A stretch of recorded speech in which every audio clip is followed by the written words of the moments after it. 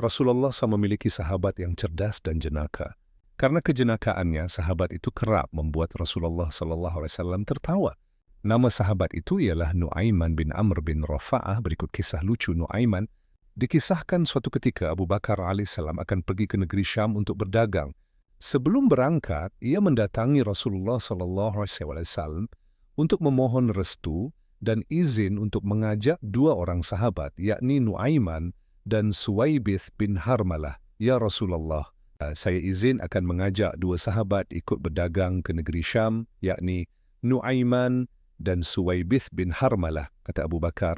Rasulullah SAW pun mengizinkan. Setelah sampai di negeri Syam, Suwaibith bin Harmalah ditugaskan menjaga perbekalan, karena dikenal sebagai orang yang sangat amanah.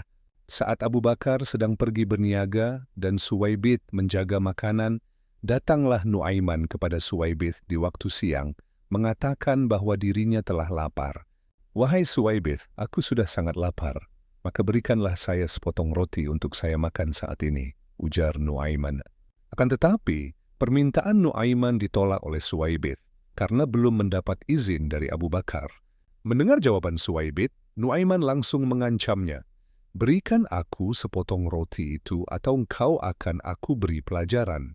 Namun tetap saja, Suwaibith tetap bersikukuh menjaga amanah dari Abu Bakar dan tidak memberikan sepotong roti itu kepada Nu'aiman. Kesal dengan perlakuan Suwaibith, Nu'aiman bergegas pergi ke pasar, lalu berusaha untuk mencari tempat yang menjual hamba sahaya. Lantas ia langsung menanyakan satu persatu harga hamba sahaya tersebut, yang ternyata berkisar dari harga 100 hingga 300 dirham. Kemudian ia mengatakan kepada penjual hamba sahaya itu, "Aku juga punya hamba sahaya, namun hanya saya jual 20 dirham. Murah kan?" katanya. Mendengar pernyataan Nu'aiman, penjual tersebut tak percaya karena harganya yang sangat murah. Lebih lanjut, Nu'aiman menjelaskan bahwa hamba sahaya yang dimilikinya itu murah karena memiliki aib, di mana ia tak akan mengaku sebagai hamba sahaya dan menyebut dirinya sebagai orang merdeka.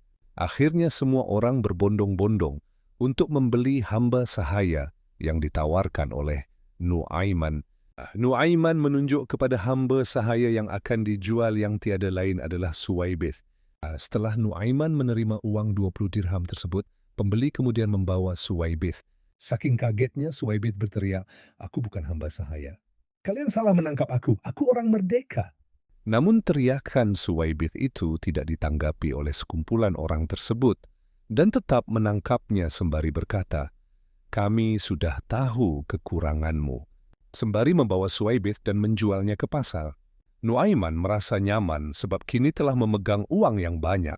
Ia menggunakannya untuk membeli makanan, minuman hingga hadiah untuk Rasulullah SAW. Tak lama Abu Bakar pun pulang dari berniaga.